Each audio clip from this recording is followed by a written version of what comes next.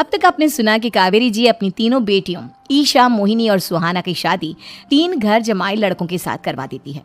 उन्हें लगता है कि ये लड़के शायद घर का कामकाज संभाल लेंगे, लेकिन उनके तीनों घर जमाई बहुत आलसी थे। वो नौकरी भी नहीं करते थे और बाहर का काम भी नहीं। कावेरी जी ने अपनी बेटियों से कहा कि वो प्रेगनेंसी का बहाना बनाकर अपने पतियों को सबक सिखाए। अब सुनिए आगे। मम्मी, आपने जैसा कहा था हमने वैसा ही किया, लेकिन देखिए ना, विवेक का हाल तो वैसा का वैसा ही है। घर में ना सुबह का नाश्ता बनता है और ना खाना। नौकरी पर जाने की बात करूं तो खाने को दौड़ते हैं मुझे। हाँ मम्मी, मैंने भी सुमित को कितनी बार कहा कि अगर नौकरी नहीं करनी तो कोई छोटी सी दुकान ही खोल लो। घर का खर्चा कैसे चलेगा? देखो दोपहर के 12 बजने आए और जनाब अभी तक सो रहे हैं। हाँ मम्मी, ईशा और सुहाना ठीक कहती हैं। अविनाश का भी यही हाल है। जब मैंने अपनी प्रेगनेंसी के बारे में कहा तो मुझसे कहने लगा, अरे दूसरी लड़कियां तो 9-9 महीने तक नौकरी करती है, बस डिलीवरी के टाइम छुट्टी लेती है। मोहिनी, तुम भी नौकरी करो। अब मुझे कहाँ नौकरी मिलेगी? मम्मी बताओ अब मैं क्या करूँ? हे भगवान, क्या सोचकर घर जमाई दामाद लाई थी मैं कि मेरी बेटियां मेरे पास रहेंगी और खुश रहेंगी, लेकिन इन आलसी दामादों ने तो हमारी जिंदगी को भी प्रॉब्लम में डाल दिया है। मैं तो कहती हूँ मम्मी, हम लोग वापस अपनी जॉब पर जाना शुरू कर देते हैं। बता देते हैं इन लोगों को कि हमने प्रेगनेंसी का बहाना किया है। नहीं नहीं बेटा, ऐसी गलती भी मत करना। अगर तुमने ऐसा किया तो इन तीनों की आदत और खराब हो जाएगी। अरे आज नहीं तो कल कभी तो तुम प्रेग्नेंट होगी, तब वापस यही प्रॉब्लम आएगी। तब क्या करोगी तुम तीनों? हाँ मम्मी, आपकी बात तो बिल्कुल सही है।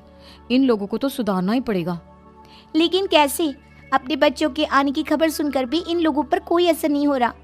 पैसे कमाने के लिए घर से बाहर निकलना ही नहीं चाहते ये तीनों।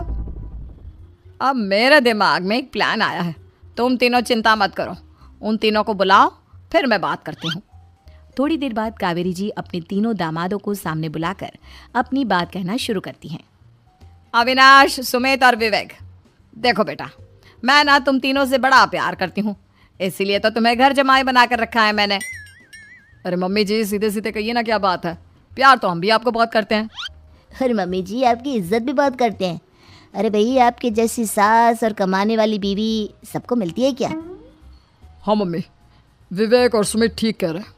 आपकी बेटी से शादी करके मेरी तो ज़िंदगी ही अच्छी हो गई है। जानती हूँ मैं, और ये भी जानती हूँ कि तुम तीनों अपनी अपनी बीवियों से बहुत प्यार करते हो। बेटा, बात ऐसी है कि हमारे कुल गुरु ने कहा है कि प्रेग्नेंट होने के बाद मेरी तीनों बेटियां शुरू के 4 महीने हमारे गांव में जाकर रहेगी, जहां मेरे चाचा जी रहते हैं। अरे लेकिन क्यों मम्मी, गांव में जाकर रहने की क्या ज़रूरत है इन तीनों को? वो क्या है ना बेटा, हमारे परिवार को एक श्राप है। अगर मेरी बेटियों ने यहाँ पर बच्चा पैदा करने की कोशिश की तो उनके बच्चों को कुछ भी हो सकता है।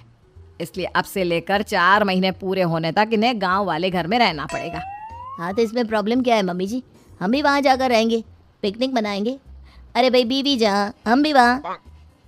हाँ यार, आइडिया तो बहुत अच्छा है। शहर की ज़िंदगी में रह रहकर परेशान हो चुके हैं, अब कुछ दिन गांव में बिताएंगे। तुम लोग समझने की कोशिश क्यों नहीं करते? तुम में से कोई भी वहाँ नहीं जा सकता, और मैं यहाँ रहूँगी ना तुम तीनों के साथ। 4 महीने की तो बात है, उसके बाद ये तीनों ही लौट कर आ जाएंगी। ठीक है मम्मी जी, अब हमारे बच्चों का सवाल है तो ये तो करना ही पड़ेगा। कावेरी अपनी तीनों बेटियों को कुछ दिन के लिए घर से बाहर कहीं दूसरे शहर में रहने के लिए भेज देती है। कुछ दिनों के बाद, अरे मम्मी जी, बहुत दिन से पिज्ज़ा नहीं खाया, मंगवाइए ना। क्या बताऊं बेटा, पहले तो बेटियां खर्चा दे देती थी क्योंकि उनकी नौकरी थी, लेकिन अब तो मेरे पास पैसे ही नहीं बचे। थोड़े बहुत पैसे हैं जो बच्चों की डिलीवरी में काम आएंगे। लेकिन मम्मी जी, आपकी बेटियों को वापस आने में तो अभी बहुत वक्त बाकी है। वही सोच सोच कर परेशान हो रही हूँ। सोच रही हूँ कल से दूध भी बंद करवा देती हूँ। अब दूध वाले को देने के लिए पैसे भी तो नहीं है ना। अरे नहीं नहीं मम्मी जी, अगर दूध भी बंद करवा दोगी तो मुझे चाय कहाँ से मिलेगी? और चाय के बिना मैं तो मर ही जाऊंगा। क्या करूं बेटा, इसके अलावा हमारे पास कोई ऑप्शन नहीं है। मेरे पास पैसे ही नहीं बचे। इस तरह कावेरी जी धीरे धीरे अपने तीनों दामादों को पैसे देना बंद कर देती हैं और घर में खाने पीने की चीजें लाना भी बंद कर देती है। अब वो तीनों बुरी तरह से परेशान होने लगे थे और इसलिए एक दिन तीनों प्लान करके घर से बाहर निकलते हैं। और बाजार में जाने के बाद, यार अच्छा खाना खाए हुए कितने दिन हो गए, पता नहीं कब अच्छा खाना मिलेगा। हमारी बीवियों के जाने के बाद तो हमारी हालत भिखारियों जैसी हो गई है यार। कुछ भी हो, मुझे तो आज पिज्जा खाना ही खाना है। जेब में 1 रुपया नहीं है और पिज्ज़ा खाएगा, कहाँ से आएंगे पैसे? अरे देख वहाँ सामने बोर्ड पर क्या लिखा हुआ है, कंप्यूटर पर काम करने के लिए एक आदमी की आवश्यकता है। भाई मैं तो जा रहा हूँ, काम करूँगा और शाम तक पैसे लाकर आराम से पिज्ज़ा खाऊंगा। जा जा, तुझे कोई काम नहीं देने वाला, हम तो घर जा रहे हैं। चल भाई सुमित। सुमित और अविनाश वहाँ से चले जाते हैं और विवेक उस कंप्यूटर शॉप पर सारा दिन काम करके 5,000 रुपये कमा कर घर लौट कर आता है और अपने खाने के लिए अच्छी अच्छी चीज़ें भी लेकर आता है। ये देखकर विवेक और सुमित के दिल में भी कुछ पैसे कमाने की इच्छा जागती है। अरे सुबह सुबह कहाँ चल दिए तुम? मम्मी जी एक बहुत अच्छी जगह मिली है, कंप्यूटर पर काम करने के 5,000 मिले थे कल मुझे। अगर रोज़ काम करूँगा तो पूरे 40,000 की तनख्वाह। अरे वाह, ये तो बहुत अच्छी बात है दामाद जी, आपको जाना ही चाहिए। सुमित और अविनाश विवेक को इस तरह तरक्की करते देखकर परेशान हो जाते हैं और वो दोनों भी काम की तलाश में निकल पड़ते हैं। धीरे धीरे उन दोनों को भी काम मिल जाता है। अब कावेरी के तीनों दामाद छोटी मोटी नौकरी करके अच्छा पैसा कमाने लगे थे। एक दिन कावेरी उन्हें अपने पास बुलाती है।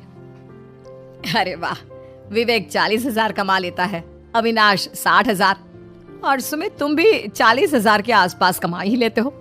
कुल मिलाकर तुम अच्छे खासे पैसे कमा रहे हो बेटा। हाँ मम्मी जी, बहुत मज़ा आता है जब महीने के एंड में मोटी रकम हाथ में आती है। पूछिए मत मम्मी जी, घर में रहकर रोटी बना कर और तो जैसा महसूस होने लगा था मुझे तो। हाँ बेटा, तुम तीनों की बात तो बिल्कुल ठीक है। और जानते हो, अब तुम तीनों की पत्नियां भी वापस लौट कर आने वाली है। लेकिन मम्मी जी अभी तो उन्हें गए सिर्फ 2 महीने हुए हैं, आपने तो कहा था वो 4 महीने के बाद लौट कर आएंगी। ऐसा कुछ नहीं है बेटा, मैं सिर्फ तुम तीनों को सबक सिखाना चाहती थी कि आदमी घर में बैठकर बीवी की कमाई खाता हुआ अच्छा नहीं लगता।